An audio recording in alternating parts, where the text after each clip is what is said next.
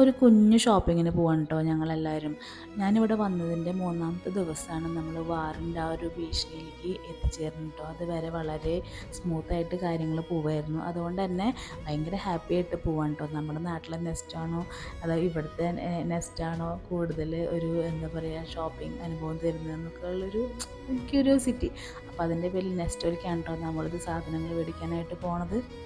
അങ്ങനെ മോനെയൊക്കെ സെറ്റ് ചെയ്തിട്ട് നമ്മൾ നെസ്റ്റോൻ്റെ ഉള്ളിലോട്ട് കയറി കേട്ടോ. ഈ സമയത്തായിരുന്നു പ്രാണൻ്റെ ഫോൺ എടുത്തിട്ട് ഒരു വീഡിയോ ഒക്കെ എടുത്തിട്ടുണ്ടായിരുന്നു. അത് ഞാൻ കിടക്കട്ടെ എന്ന് വെച്ചിട്ട് ഈ വീഡിയോയുടെ കൂടെ ആഡ് ചെയ്തതേ ഉള്ളൂ കേട്ടോ. അത് കഴിഞ്ഞിട്ട് നമ്മളൊരു നോട്ട്ബുക്ക് മേടിക്കാനായിട്ട് ഈ ഒരു സെക്ഷനിലേക്ക് പോയി അവിടെ നിന്ന് 2 നോട്ട്ബുക്കൊക്കെ വാങ്ങി. എപ്പോഴെങ്കിലും സമയം കിട്ടുകയാണെങ്കിൽ അവളൊന്ന് ഫോളോ അപ്പ് ചെയ്യാമല്ലോ എന്ന് കരുതിയിട്ടാണ് അങ്ങനെ ഒരു നോട്ട്ബുക്ക് എടുത്തത്.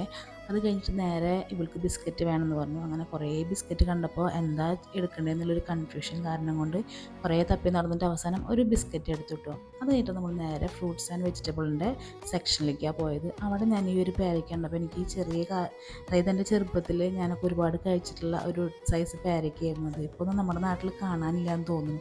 അത് കഴിഞ്ഞിട്ട് പിന്നെ പ്രാണക്കുട്ടി എവിടെ പോയാലും പ്രാണക്കുട്ടിയുടെ എന്താ പറയുക ഫേവറേറ്റ് ആയിട്ടുള്ള 2 സാധനമാണ്. ഒന്ന് സ്ട്രോബെറിയും പിന്നെ ഡ്രാഗൺ ഫ്രൂട്ടും. അത് രണ്ടും അവൾ എടുത്തു. അത് കഴിഞ്ഞിട്ട് അവൾ പറഞ്ഞു എനിക്ക് ദാഹിക്കണമെന്ന് പറഞ്ഞു. അങ്ങനെ ദാഹിക്കണമെന്ന് പറഞ്ഞപ്പോൾ നേരെ പോയിട്ട് ഫ്രൂട്ട്സിൻ്റെ മറ്റേ നമ്മളുടെ ഷേക്കൊക്കെ ഉണ്ടാക്കി വെക്കുന്ന ഒരു ചെറിയൊരു ഏരിയ ഉണ്ട്.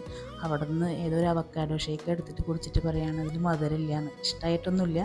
അത് കഴിഞ്ഞിട്ട് അങ്ങനെ നടന്നുകൊണ്ടിരിക്കുന്ന സമയത്താണ് ഈ വഴുതനങ്ങയുടെ ഒരു വെറൈറ്റി കാണുന്നത്. പണ്ട് എൻ്റെ വീട്ടിൽ അച്ഛൻ കൃഷി ചെയ്യായിരുന്നു ഈ ഒരു ടൈപ്പ് വഴുതനങ്ങ.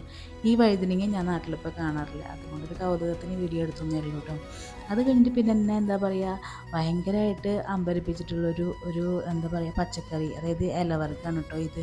ഞങ്ങളുടെ നാട്ടിലൊക്കെ തോട്ടിൽ ഇങ്ങനെ ഉണ്ടാകുന്ന വീർപ്പ എന്ന് പറയുന്ന ഒരു ചെടിയാണ്. നിങ്ങളിത് എവിടെയെങ്കിലും കണ്ടിട്ടുണ്ടെങ്കിൽ പറയണേ.